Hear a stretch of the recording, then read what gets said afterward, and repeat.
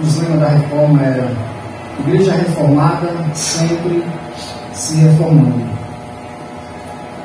Se Martim Lutero vivesse em nossos dias, né, ia ficar horrorizado, né? Ia ficar horrorizado. Aí nós vemos aí prática do comércio, né? Muitas igrejas. Nós temos verdades bíblicas que já não são pregadas nos cultos. Dificilmente você vê uma pregação sobre a volta do Senhor Jesus, sobre renúncia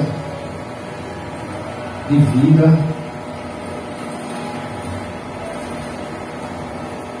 As pregações para você ter, para você possuir.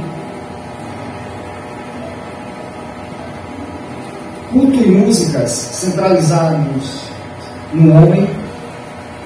Os louvores, as músicas falam só da experiência humana, mas não exaltam o nome do Senhor Jesus. É uma coisa que nós percebemos, irmãos, no inário, é que você não vai ver a letra centrada muito nos seus problemas, no seu dia a dia, nas suas aflições. Mas se pegar várias músicas aí evangélicas, as músicas são centralizadas no homem, na experiência humana. Certamente, né, se Lutero vivesse em nossos dias, ele ia ficar horrorizado com tudo isso aí que nós vemos.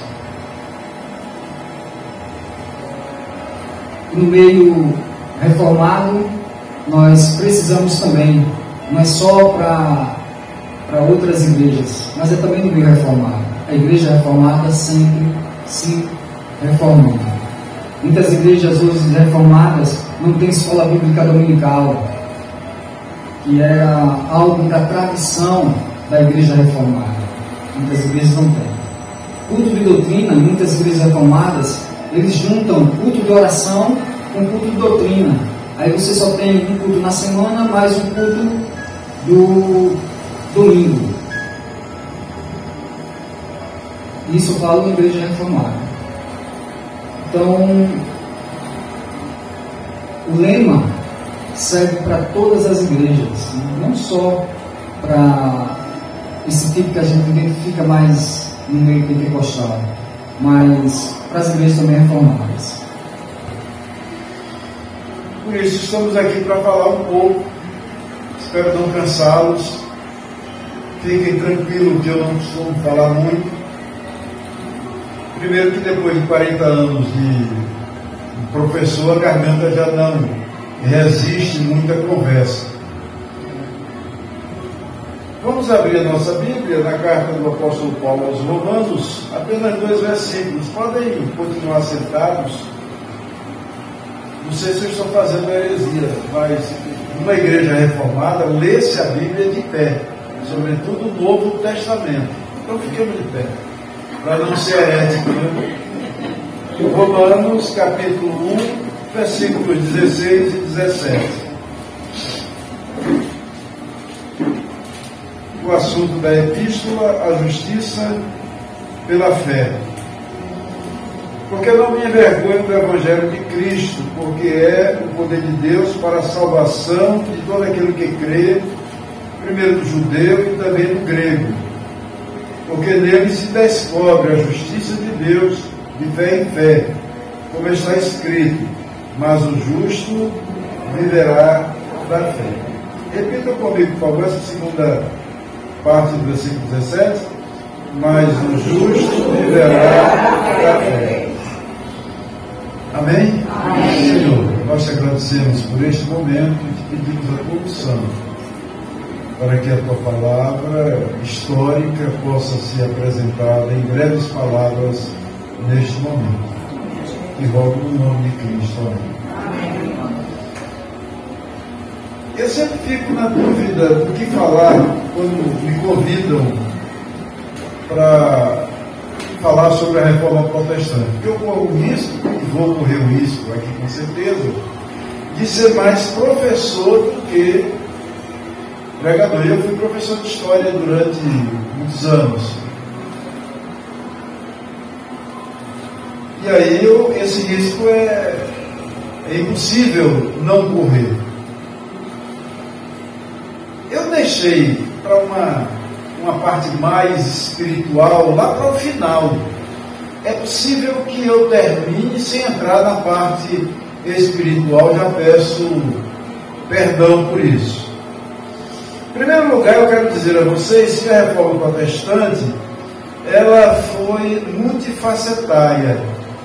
Deus já falou aqui que ela foi social, política, ela foi tudo isso e de forma muito abrangente. Para os irmãos terem uma ideia, a reforma protestante de Martinho Lutero, lá no século XVI, ela teve um caráter religioso, porque foi uma tentativa de reforma da Igreja Católica. Essa era a ideia de Martinho Lutero, que era um monge católico, ele não queria se separar, ele não queria a ruptura, nunca foi o pensamento dele. Ele queria consertar aquelas coisas que ele colocou lá nas 95 Teses. Ele queria ter uma igreja diferente. Mas aí, a questão religiosa, ela é normalmente apropriada por terceiros também, que não tem nada a ver com a religião, que não tem interesse na religião, que não quer saber da religião, que não quer que a religião se modifique.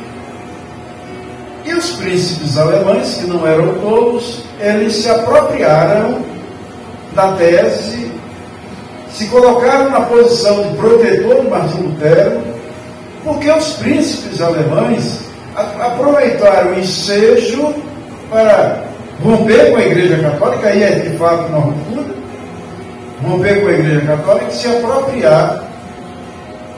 apropriar de terras que antes eles não podiam mexer, ou de ter mais liberdade de ação nos seus feudos, nos seus territórios. Politicamente eles foram grandemente beneficiados. Então, o caráter político.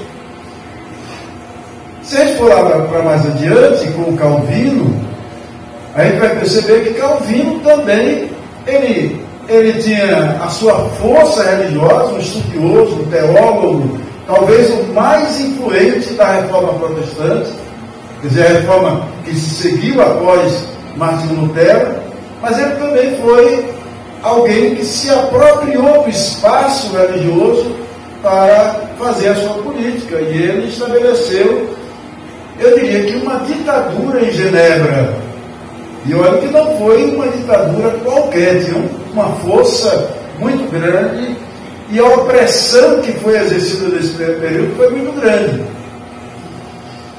E eu diria também que a reforma protestante teve o aspecto econômico, talvez o mais importante da reforma protestante, que foi o aspecto econômico. Mais adiante foi estudada por Max Weber, e ele conseguiu estabelecer uma relação entre esse protestantismo e o capitalismo que surgia, que se fortaleceu a partir do pensamento que Weber chamou de a ética protestante, que é uma coisa simples, que o americano fez com sabedoria. Os protestantes, os puritanos ingleses, escoceses, que foram para os Estados Unidos, a nova terra, e o Max Weber conseguiu perceber que esses puritanos, esses protestantes,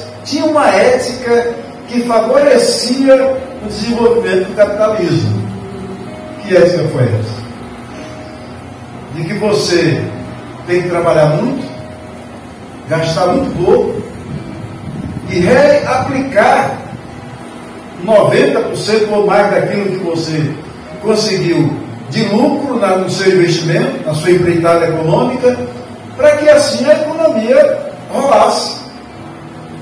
E o capitalismo americano foi quem deu o exemplo, porque o capitalismo europeu só vai se desenvolver depois, sobretudo em países que tinham um pensamento protestante, o pensamento protestante, porque os países católicos, eles ficaram para trás, porque o lucro não era permitido, era visto como ganância, mas o protestante não, o protestante via o lucro, a acumulação de riqueza como uma bênção de Deus. Como é que a gente provava, como é que o homem provava que Deus estava do seu lado? Era acumulando. Se você acumulava, é porque Deus estava olhando para você e estava dizendo: olha, você é um homem segundo os preceitos de Deus, porque você está acumulando. Esse era o pensamento, foi o pensamento econômico que saiu da reforma protestante. E foi também, sobretudo, um pensamento, uma prática, um movimento religioso, porque visou reformar a Igreja Católica. Segundo ponto que eu quero destacar, bem rapidamente, é que a reforma protestante não foi um decreto. Martim Lutero acordou num certo dia, recebeu uma visão de Deus e foi lá no castelo de Wittenberg e afixou as 95 teses. Ali uma espécie de decreto dizendo: institua a partir de agora a reforma protestante. Não. Na história política, econômica e social, nada é por decreto. É tudo processual. Elas acontecem, elas vão acontecendo. O que eu quero dizer com isso? É que a reforma protestante, Martim Lutero pegou o bonde andando. Ele pegou o que já estava sendo pregado há 2, 3 séculos. Há reformadores, ou pré-reformadores, do século XIII, mas sobretudo do século XIV e XV. Então Martim Lutero, ele bebeu de uma fonte que estava lá. Ele bebeu de uma água que já corria. E ali ele colocou em prática. Qual foi o grande mérito de Martim Lutero? Ou não teve mérito nenhum? Claro que teve.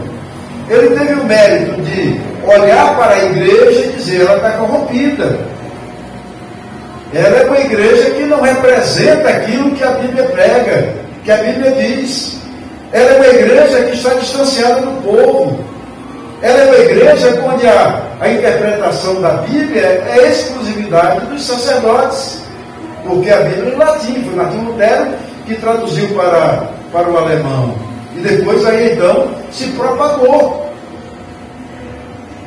Então teve importância porque estabeleceu um novo marco na história da humanidade. E hoje a igreja protestante, nós temos milhões, acima de, eu não sei exatamente os dados, André sabe, não?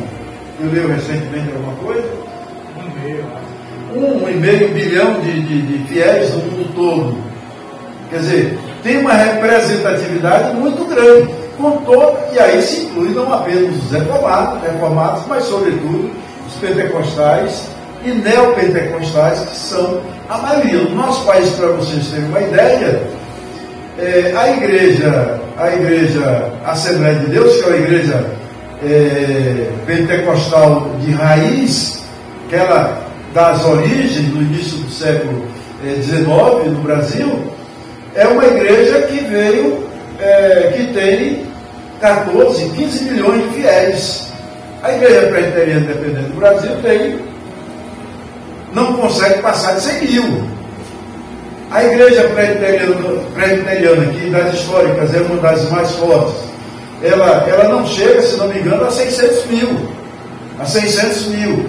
E com um patamar que está aí estabelecido. Então Martim Lutero, o grande mérito dele foi que ele bebeu de uma fonte que estava lá às suas vistas, e nós erramos, porque muitas vezes a fonte está aí, o rio está correndo aí na nossa frente, o trem está passando, e a gente não sabe aproveitar essa oportunidade. Eu quero, ao dizer isso, que a reforma foi um processo, dizer que alguns pré-reformadores importantes nessa pregação, que beberam tudo que Martim Lutero colocou nas 95 teses, esses pregadores já disseram, no século XIV e século XV. John Wycliffe, século XIV. um inglês, um padre inglês, que pregou contra tudo isso, as indulgências, a luxúria da igreja, a corrupção do clero, tudo isso ele pregou. A importância da Bíblia como regra na vida do crente, John Wycliffe, ele pregou. Era um inglês, que era católico, que era padre, mas que insurgiu contra aquilo que a Igreja Católica pregava. Ele viveu no século XIV, início do século XV. Jan Hus, alguns vão ver John Hus, ou Johannes Hus, mas no texto que eu peguei, ele estava lá, Jan Hus. Ele era um tcheco, também padre, e que também pregou contra aquilo que a Igreja Católica fazia de ruim. O pastor Edelcio falou aqui das indulgências. As indulgências eram talvez das menores ou dos menores pecados que a Igreja Católica praticava. A Igreja Católica praticava. E olhem,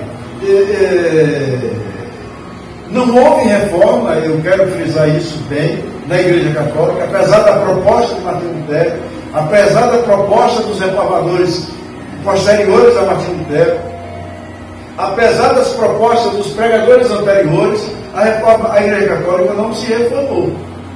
Logo em seguida a gente teve o Concílio de Trento, que jogou pesado contra os reformadores, reforçando tudo aquilo que a Igreja Católica fazia e que continuou a fazer.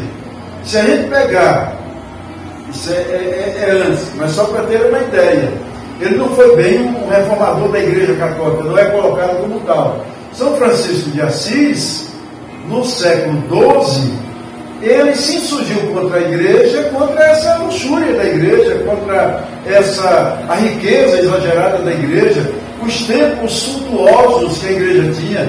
Ele era um desses monges, ou foi um desses monges mendicantes da Idade Média, que circulou pela Europa toda, pregando uma nova igreja. A igreja não se modificou, continuou do jeito que sempre foi, e aproveitando sempre o ensejo, ela foi queimando na fogueira, enforcando, trucidando todos aqueles que se voltaram contra aquilo que ela praticava de ruim.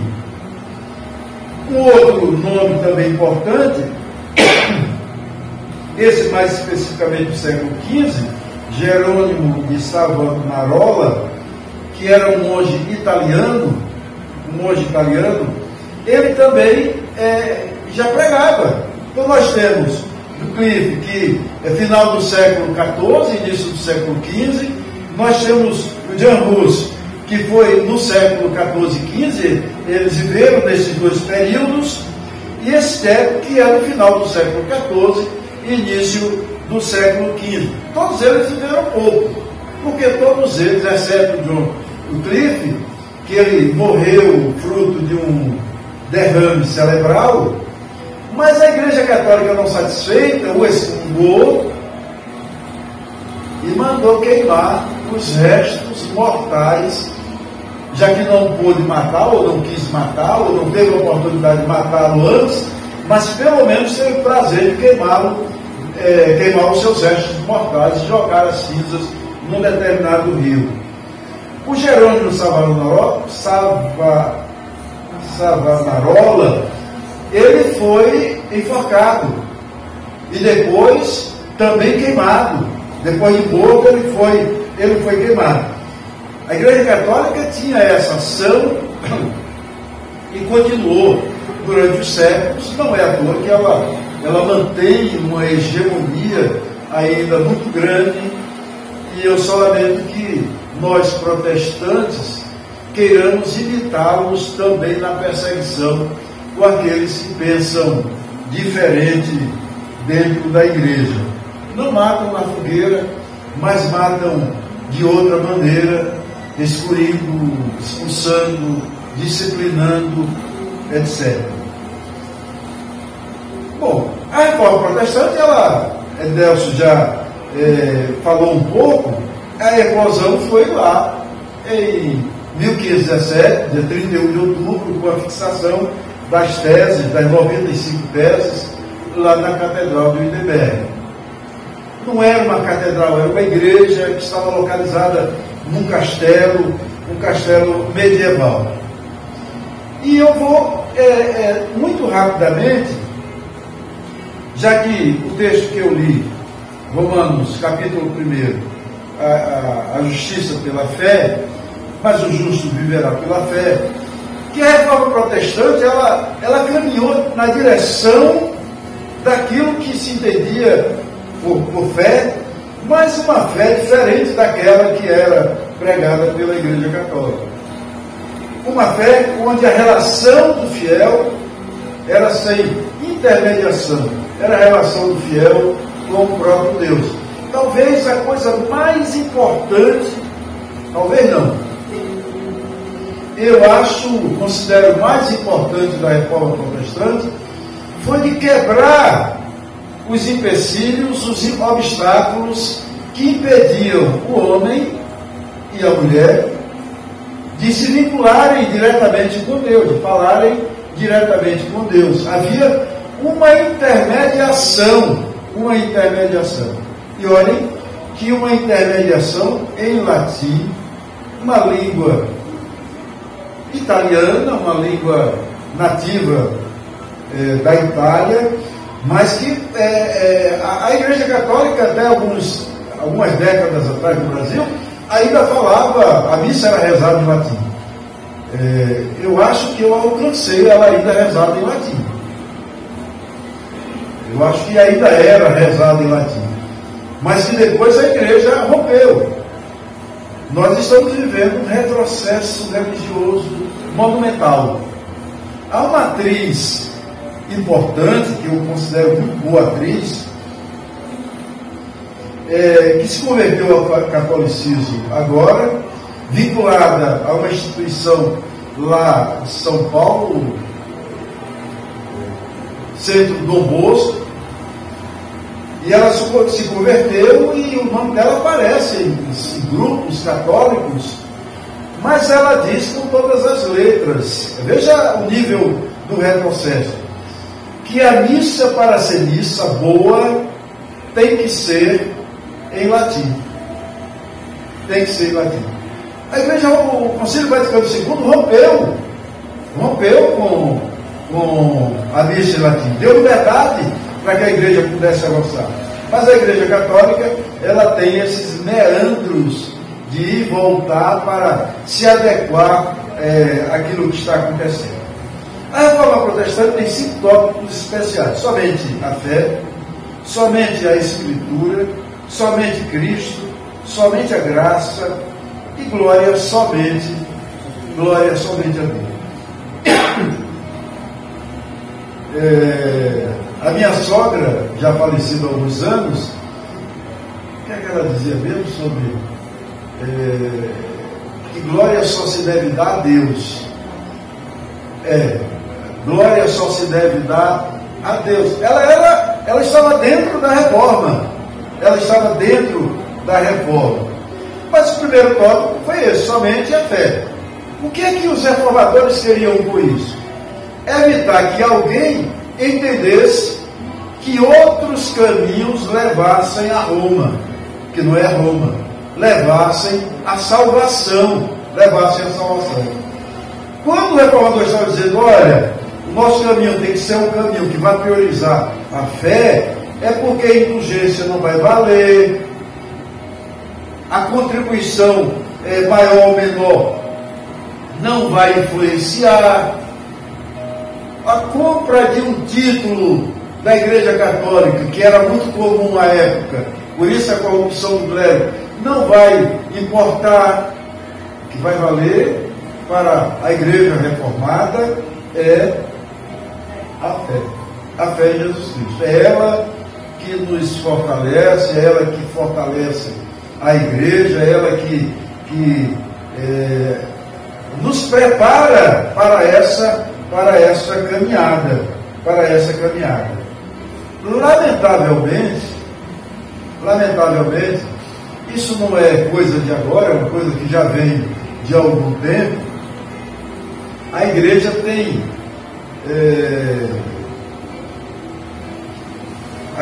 tem mudado a sua liturgia, a sua ritualística e permitido que muita gente acha que além da fé há outros caminhos que podem melhorar a sua relação com Deus.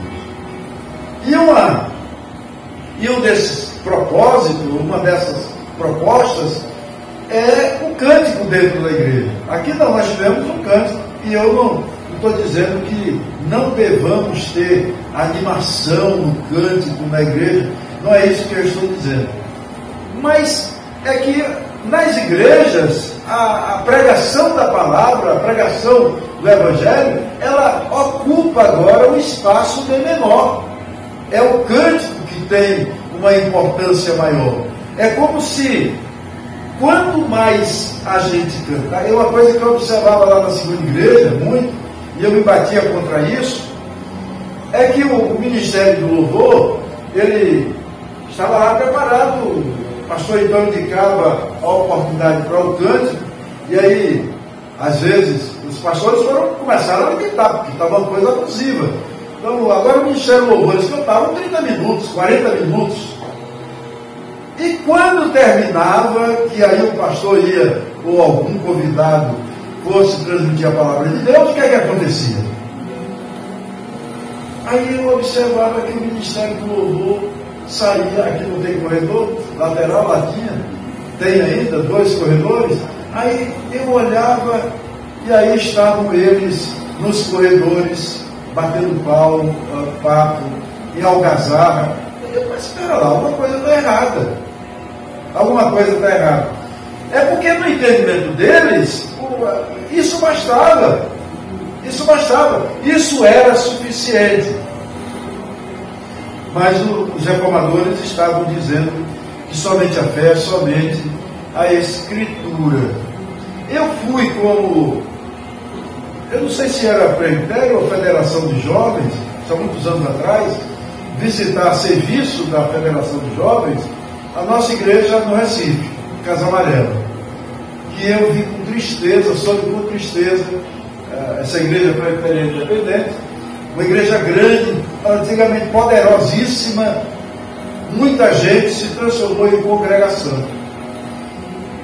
E eu fui para essa igreja visitá-la, tinha lá um pico de gente. E o pastor, ele não pregou. Tinha lá uma TV, e ele ligou a TV e passou um programa lá,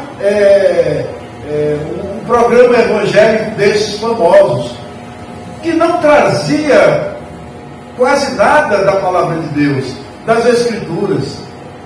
Eu fiquei enlouquecido com aquilo. Quer dizer, os reformadores, eles defenderam a tese principal, esses 5 tópicos, somente a fé, somente a Escritura. Não há outro. Você pode ler um bom livro. Eu estou lendo um bom livro agora, polêmico, mas que não pode interferir em nada. Eu posso fazer a interpretação, eu posso até concordar com muita coisa que o autor diz, mas de maneira nenhuma isso pode ir de encontro àquilo que está aqui. Ele faz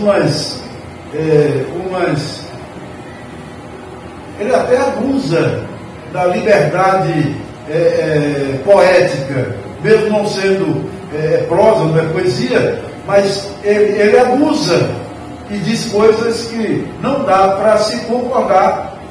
Se você tem como pano de fundo para a sua vida espiritual somente a Escritura,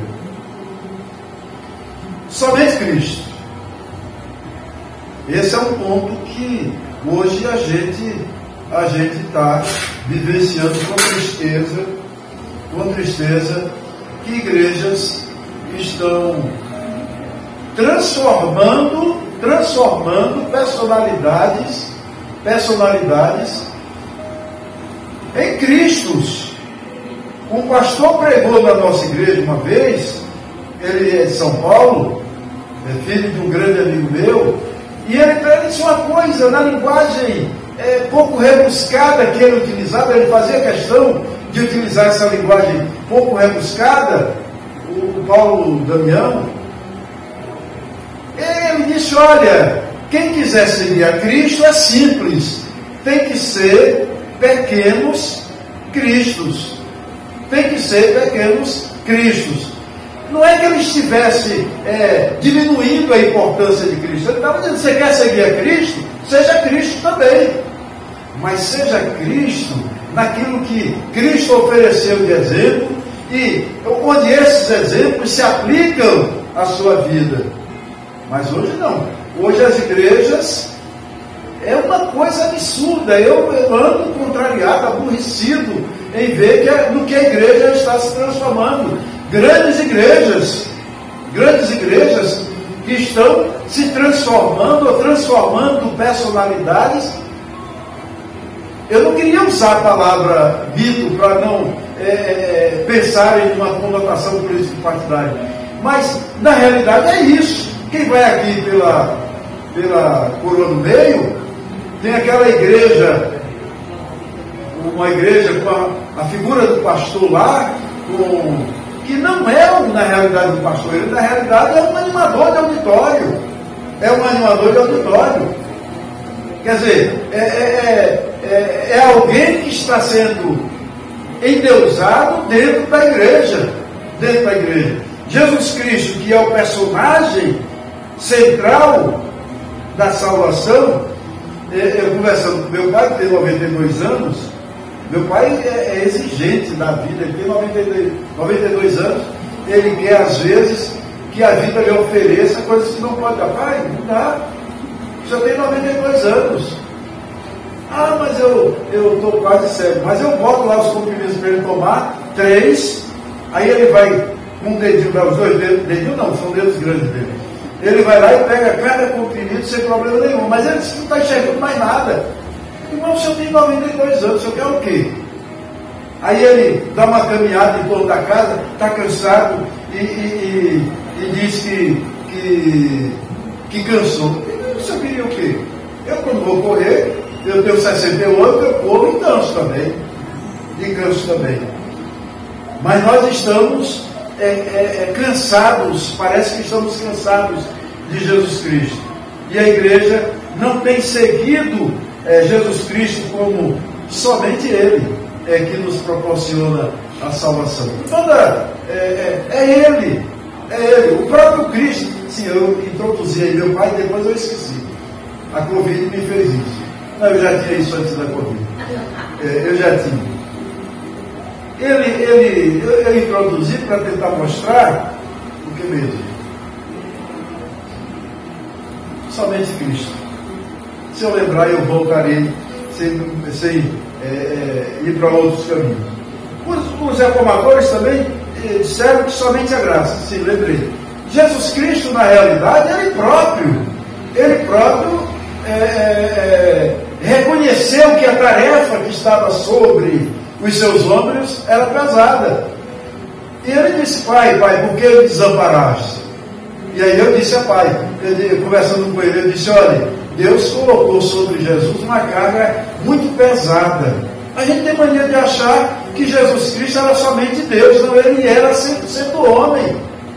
Então a carga pesou sobre os ombros dele. Por isso é que ele diz isso, ele chorou no seu ministério, ele vivenciou o 100% homem para cumprir a tarefa que Deus, o Pai, havia atribuído a ele. Qual tarefa? Interessante que esse livro que eu estou lendo é Jesus Cristo conversando com Deus e sem entender, mas por que eu tenho que morrer? Por que eu tenho que morrer? Mas eu tenho que morrer mesmo. Aí Deus, com muita paciência, às vezes nem tanto, diz, não, você tem que morrer. Porque você morrendo, muitos acreditarão. E a igreja, a minha igreja, a igreja que você vai criar, ela será universal. Quer dizer, é uma forçação de barra do autor, mas que no fundo foi isso. que aconteceu? Morre Jesus, os discípulos se apropriam da mensagem, estavam incumbidos da mensagem, eles saem para anunciar. Paulo, que foi mais sabido do que todos eles, não foi apóstolo, não foi discípulo de Jesus, mas foi muito mais sabido, porque ele estava cheio da cultura helênica. E o apóstolo Paulo diz: olha, não vamos pregar somente para judeu, não. E se vocês prestarem atenção, se alguém se preocupar em ver isso, o apóstolo Paulo pregou em cidades gregas e ricas. Cidades gregas e ricas. E aí foi que o evangelho se universalizou. O apóstolo Pedro era mais ali sectário, ele disse: vamos pregar só para os judeus. E ele não, vamos universalizar. E aí ele não se limita a ficar no Oriente Médio, na Ásia. Ele passa naquela passagem maravilhosa que ele passa, tem uma visão e passa a Macedônia, que é ali na ponta, separando a Europa do continente asiático, e ele vai então anunciar o Evangelho. Somente a graça. Aqui o Calvino ele foi radical nesse ponto, porque a predestinação tem um pouco a ver com essa graça que eles pregavam. É a graça de Jesus Cristo que nos salva. E eu, apesar de ser presbiteriano, não sou lá muito calvinista.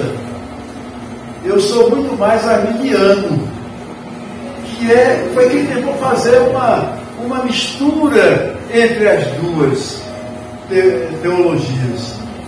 Porque na predestinação não há espaço para o homem. É a graça de Deus e basta. E acabou.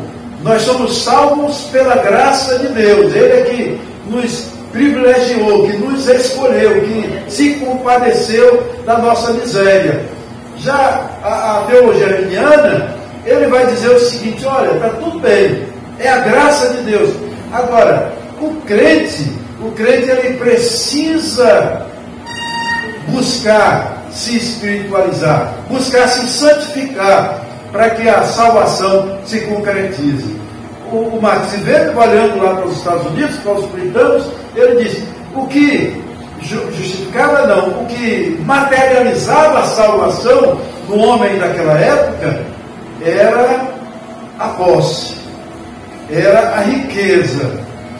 Se você você só pode dizer que é abençoado por Deus se você estiver produzindo, se você estiver enriquecendo, se você estiver contribuindo para que o seu país enriqueça.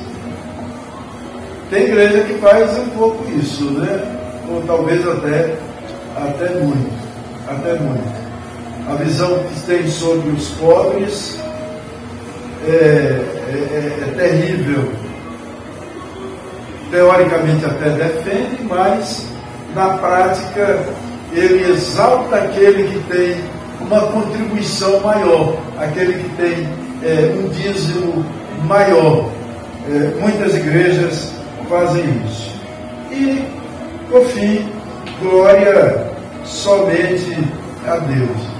Já tudo que dissemos, glória somente a Deus, quer dizer que não é para glorificar o homem, o pastor, o pregador. Eu me lembro que eu já tenho 68 anos e passei quase 50 anos dentro da igreja. Eu agora estou, um ano sabático, né? Só que meu ano sabático já dura 5 anos. Eu fui fazer um curso em Portugal em 2017 e aí eu coloquei aquilo como ano sabático. Aí eu voltei no ano sabático e permaneci no ano sabático. Então eu tenho muita história no tempo que eu passei na igreja em atividade. Eu morei no condomínio Praia do Atlântico, ali na Nova Saneamento, e tinha um porteiro que era religioso, evangélico, pentecostal. E aí um rapaz muito alegre me chamou, eu estava entrando, saindo, uma coisa dessa, ele me chamou: seu Jonas, deixa eu dizer aqui uma coisa. Pois não, Aí ele disse, olha, eu teve um evento lá no Constâncio Vieira, lotado, só precisava ver. Um pregador cheio do poder de Deus. A pregação dele era de fogo. Eu digo, o pessoal deve ter saído queimado. Não disse ele. Não fui tão grosso nesse momento. Depois eu fui. E aí ele chegou e disse, olha o pastor. Não é o nome do pastor Priscilo, da Igreja Batista Aliança, que criou a Bacai. Não. Bom, é o pastor da Igreja Batista Aliança. Ele disse, o pastor também foi. E lá o pastor fez uma pregação, e depois aquele povo se apresentou, e ele estendeu a mão, e até o pastor caiu. Eu digo, mas qual é a vantagem de derrubar alguém? Não, perguntei assim, com uma cara de espanto. Qual é a vantagem de derrubar alguém? Na Bíblia, Jesus Cristo não derrubou ninguém. Jesus Cristo levanta e anda, pega o teu leito e anda. Ele fez o cego voltar a enxergar. Ele curou leprosos. Ele beneficiou a mulher samaritana. Jesus Cristo, ele tinha uma visão não de derrubar ninguém. Mas aí o Constâncio Vieira encheu. Naquele dia, com certeza, as igrejas se esvaziaram, porque foram para lá. Em outra época, era o dente de ouro. Alguém aqui alcançou isso do dente de ouro? Então estou muito velho. Alcançou. Era dente de ouro. O pessoal estava dizendo que ia para um determinado culto e aquela louvação a esse personagem. Não era glória a Deus, era glória àquele homem que dizia que colocava dente de ouro. E aí uma irmãzinha da nossa igreja, daquelas que gostavam dessas novidades, que eu nunca gostei, ela chegou e disse, irmão, eu fui agraciada, abençoada por Deus, e que Deus me deu um dente de ouro lá nessa... Eu me lembro de dente de ouro, o pessoal lá dos garimpos ilegais, Serra Pelada, etc. Eu aí fiz questão para que ela me mostrasse. E eu aí fui grosso, eu disse, olha minha irmã, você está com o dente cariado, não é dente de ouro não. Mas a reforma protestante, de maneira bastante simples, ela está nos dizendo que somente a fé, esse é o caminho. Não tem outro caminho, somente a Escritura, é a palavra de Deus. Você leia pouco, leia muito, mas é essa palavra que deve nos guiar. É claro que eu não vou dizer aqui que devamos ler a Bíblia literalmente, na literalidade. Porque tem gente que gosta de pegar um versículo lá do Antigo Testamento e dizer, olha, está vendo aqui que eu sou certo? Mas ele esquece do contexto onde está aquele versículo, ou de tantos outros versículos que dizem coisas diferentes daquilo que ele almejou que fosse a sua justificativa para aquilo que ele fazia. Somente Cristo, que sejamos pequenos Cristos nas nossas vidas, somente a graça, é Deus que nos concede a misericórdia, mas arminianamente nós temos que buscar a santificação para alcançar essa misericórdia, e glória somente a Deus. Amém?